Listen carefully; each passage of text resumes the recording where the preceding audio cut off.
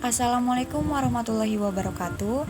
Perkenalkan, nama saya Holiso Dewi Romi dari kelas FKKP 002, Fakultas Farmasi Klinik dan Komunitas Tikes Widya Dharma Husada. Di sini saya akan menjelaskan tentang demokrasi Indonesia. Video ini dibuat untuk memenuhi tugas mata kuliah kewarganegaraan. Sebelum masuk ke materi, tahukah kalian, di Indonesia telah banyak menganut sistem pemerintahan pada awalnya.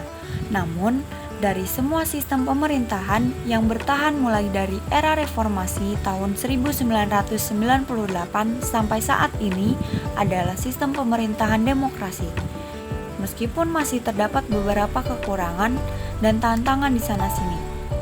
Sebagian kelompok merasa merdeka dengan diperlakukannya sistem demokrasi di Indonesia. Artinya, kebebasan pers sudah menempati ruang yang sebebas-bebasnya, sehingga setiap orang berhak menyampaikan pendapat dan aspirasinya masing-masing. Kemudian kita masuk ke materi. Pengertian demokrasi. Demokrasi berasal dari bahasa Yunani demokratia, yang berarti kekuasaan rakyat. Demokrasi berasal dari kata demos dan kratos. Demos yang memiliki arti rakyat dan kratos yang memiliki arti kekuasaan. Menurut Kamus Besar Bahasa Indonesia atau KBBI, demokrasi adalah gagasan atau pandangan hidup yang mengutamakan persamaan hak dan kewajiban serta perlakuan yang sama bagi semua warga negara. Prinsip demokrasi. Prinsip demokrasi terbagi menjadi dua. Yang pertama, prinsip demokrasi sebagai sistem politik, yaitu memiliki ciri-ciri: A. Pembagian kekuasaan terdiri atas kekuasaan legislatif, yudikatif, dan eksekutif. B. Pemerintahan konstitusional. C. Partai politik lebih dari satu dan mampu melaksanakan fungsinya. D. Pers yang bebas. E. Perlindungan terhadap hak asasi manusia. F. Pengawasan terhadap administrasi negara. G. Peradilan yang bebas dan tidak memihak. H.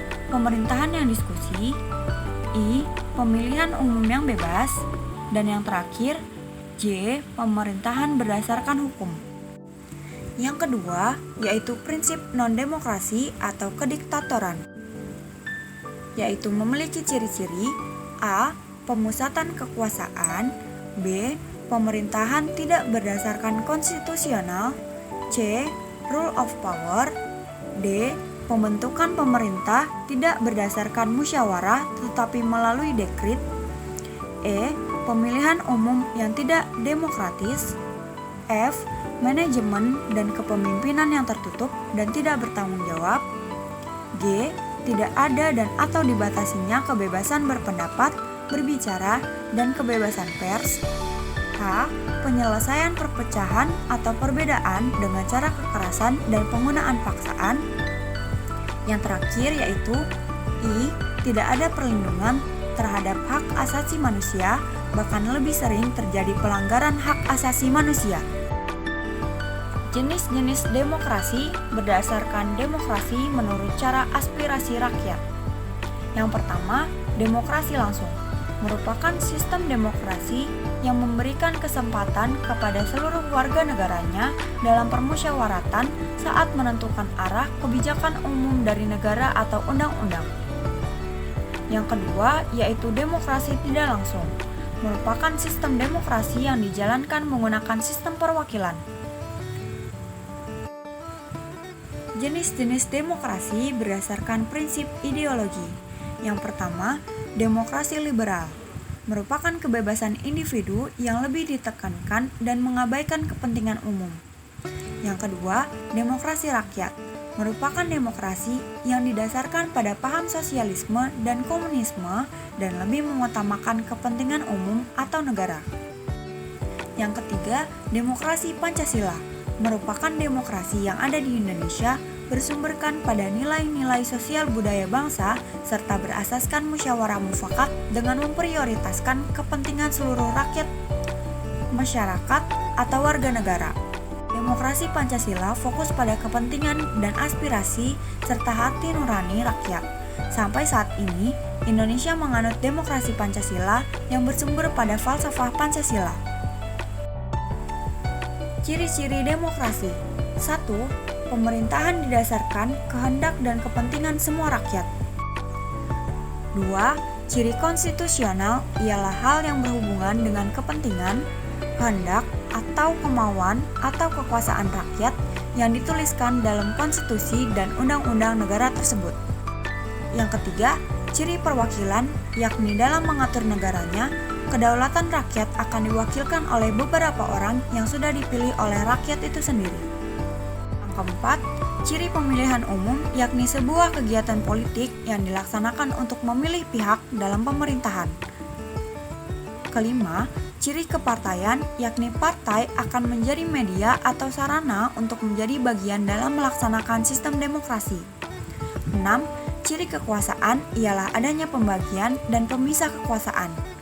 Yang terakhir yaitu ciri tanggung jawab, ialah adanya tanggung jawab dari pihak yang sudah dipilih untuk ikut dalam pelaksanaan suatu sistem demokrasi. Kemudian kita masuk ke contoh demokrasi. Contoh demokrasi berdasarkan jenis-jenis demokrasi. Yang pertama, demokrasi langsung. Contohnya yaitu ikut mencoblos saat pemilu atau pilkada dan memilih secara langsung ketua kelas. Yang kedua, demokrasi perwakilan. Contohnya yaitu pembuatan undang-undang yang diwakili oleh anggota DPR. Demokrasi berdasarkan titik perhatian atau prioritas. Yang pertama, demokrasi campuran. Contohnya yaitu rakyat memilih wakil DPRD, kemudian wakil itu dikontrol oleh rakyat dengan sistem referendum. Yang kedua yaitu demokrasi formal. Contohnya yaitu adanya keberadaan lembaga-lembaga perwakilan rakyat. Yang ketiga yaitu demokrasi material. Contohnya mungkin keberadaan lembaga-lembaga perwakilan rakyat hanya sebagai simbol saja dan hanya mementingkan kepentingan negara saja dibandingkan rakyat.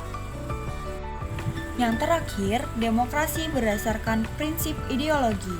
Pertama, demokrasi liberal. Contoh, dalam demokrasi ini adanya sistem multipartai dan demokrasi ini telah mendorong untuk lahirnya partai-partai politik. Yang kedua, demokrasi rakyat. Demokrasi di mana rakyat yang menentukan saat ada masalah penting. Contohnya pada saat pemilihan presiden dan wakil presiden. Demikian penjelasan yang dapat saya sampaikan. Kurang lebihnya mohon maaf. Assalamualaikum warahmatullahi wabarakatuh.